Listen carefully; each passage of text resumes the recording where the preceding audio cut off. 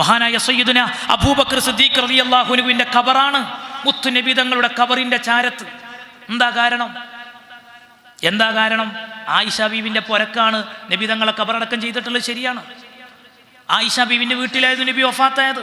അമ്പിയാക്കൾ എവിടെ വഫാത്തായോ അവിടെ അടക്കം ചെയ്യണമെന്നാണ് ഇസ്ലാമിക നിയമം. അതിന്റെ അടിസ്ഥാനത്തിൽ ആയിഷ ബീവിന്റെ പുരക്ക് അടക്കം ചെയ്തു. ആയിഷ ബീവിയുടെ പ്രിയപ്പെട്ട പൊന്നുപ്പയാണ് സിദ്ദീഖ് എന്നവര്. അതുകൊണ്ട് ആയിഷ ബീവി അവളെ കൊണ്ട് അടക്കം ചെയ്തതല്ല. അതിന് കാരണമില്ലേ? ആ ഖബർ എങ്ങനെയാണ് അവിടെ എത്തിയത്? അള്ളാഹുവിന്റെ റസൂലിന്റെ ശറഫാക്കപ്പെട്ട ഖബർ ഷരീഫിന്റെ ചാരത്ത് അവിടുത്തെ ഇഷ്ടപ്പെട്ട കൂട്ടുകാരനായ ഹിജ്റയിലെ സന്തത സഹചാരിയായ ദുഃഖത്തിലും സന്തോഷത്തിലും കൂടെ നിന്ന സയ്യിദുനാ അബൂബക്കർ സിദ്ദീഖ് റളിയല്ലാഹു അൻഹു അവരുടെ ശറഫാക്കപ്പെട്ട ഖബർ അവിടെ വരാനുള്ള കാരണം എന്തെന്നറിയോ? ഞാൻ അവസാനിപ്പിക്കാം. എന്താ കാരണം? മഹാനായ സിദ്ദീഖ് എന്നവർ വഫാത്താകുന്ന സമയത്ത് വഫാത്തിന് മുന്നോടിയായിക്കൊണ്ട് തന്നെ സിദ്ദീഖ് എന്നവർ വസിയത്ത് ചെയ്തിരുന്നു, ഞാൻ മരിച്ചിട്ടുണ്ടെങ്കിൽ എൻ്റെ ജനാസ നിങ്ങൾ ചുമന്നു കൊണ്ടുപോകുമ്പോൾ നിങ്ങളൊരു കാര്യം ചെയ്യണം, ഗുജറാത്ത് ഷരീഫിൻ്റെ മുന്നിൽ വെക്കണം. ഗുജറാത്ത് ഷരീഫിൻ്റെ മുന്നിൽ വെക്കണം, ഖബറു ഷരീഫിൻ്റെ മുന്നിൽ വെക്കണം. എന്നിട്ട് എൻ്റെ നേതാവിന് എൻ്റെ സലാം ഒന്ന് പറയണം. എന്നിട്ട് എൻ്റെ നേതാവിനോട് സമ്മതമൊന്ന് ചോദിക്കണം.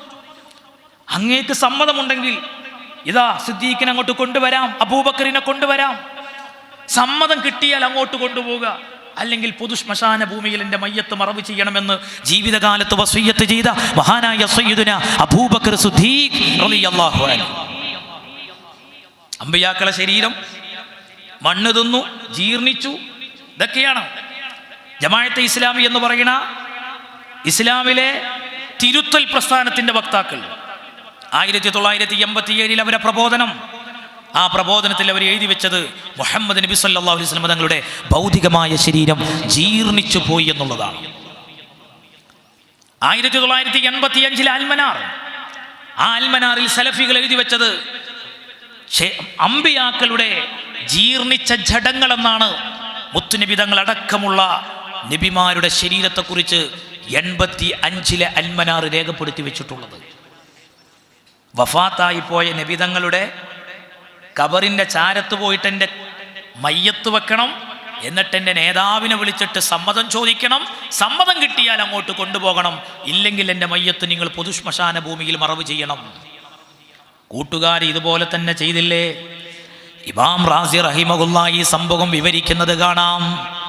മഹാനായ അബൂബക്കർ സിദ്ദീഖ് റളിയല്ലാഹു അൻഹുവിന്റെ ജനാസ ചുമന്നു കൊണ്ടുപോയി ഗുജറാത്ത് ഷരീഫിന്റെ മുന്നിൽ വെച്ചുകൊണ്ട് ലോകത്തിന്റെ നേതാവ് സയ്യിദുൽ വജൂദ് മുഹമ്മദ് മുസ്തഫ സല്ലല്ലാഹു അലൈഹി വസല്ലം തങ്ങൾ വിളിക്കുകയാണ്. സ്വഹാബാ കിറാം, അസ്സലാമു അലൈക യാ റസൂലല്ലാഹ്. നബി തങ്ങൾ വിളിച്ച് സലാം പറഞ്ഞിട്ട് പറയുന്നത്, നബിയേ, അബൂബക്കർ ഇതാ അങ്ങയുടെ വാതിൽക്കലുണ്ട്. അങ്ങേക്ക് സമ്മതമാണെങ്കിൽ നബിയെ അബൂബക്കറിനെ അങ്ങോട്ട് കൊണ്ടുവരാനാണ് പറഞ്ഞിട്ടുള്ളത്. സമ്മതമില്ലെങ്കിൽ ജന്നത്തുൽ ബഖീഇൽ മറവ് ചെയ്യാനാണ്. അല്ലാഹുവിന്റെ റസൂലിനോട് സമ്മതം വിളിച്ച് ചോദിക്കുമ്പോ എൻ്റെ സദസ്സിലുള്ള യുവാക്കളെ, ഏത് നേതാവ് മണ്ണായി പോയെന്നാ ജമാഅത്തുകാരൻ പ്രബോധനത്തിൽ എഴുതിയത്? ഏത് നേതാവിന്റെ ശരീരം ജീർണിച്ചു പോയെന്നാ സലഫികൾ അൽമനാറിൽ എഴുതിയത്? ലോകത്തിന്റെ നേതാവ് സയ്യിദുൽ വജൂദ് മുഹമ്മദ് മുസ്തഫ സല്ലല്ലാഹു അലൈഹി വസല്ലം തങ്ങൾ പ്രത്യുത്തരം നൽകുകയാണ്, അദ്ഖിലിൽ ഹബീബ ഇലൽ ഹബീബ്. എൻ്റെ ഹബീബിനെ ഇങ്ങോട്ട് കൊണ്ടുവരൂ, എൻ്റെ ഹബീബിനെ ഇങ്ങോട്ട് കൊണ്ടുവരൂ എന്ന് മഹാനായ മുത്തുനബി തങ്ങൾ സമ്മതം കൊടുത്ത് അങ്ങോട്ട് ക്ഷണിച്ചതിൻ്റെ അടിസ്ഥാനത്തിലാണ് സിദ്ദീഖ് എന്നവരുടെ ജനാസ അവിടെ കൊണ്ടുപോയിട്ട് അടക്കം ചെയ്തത്.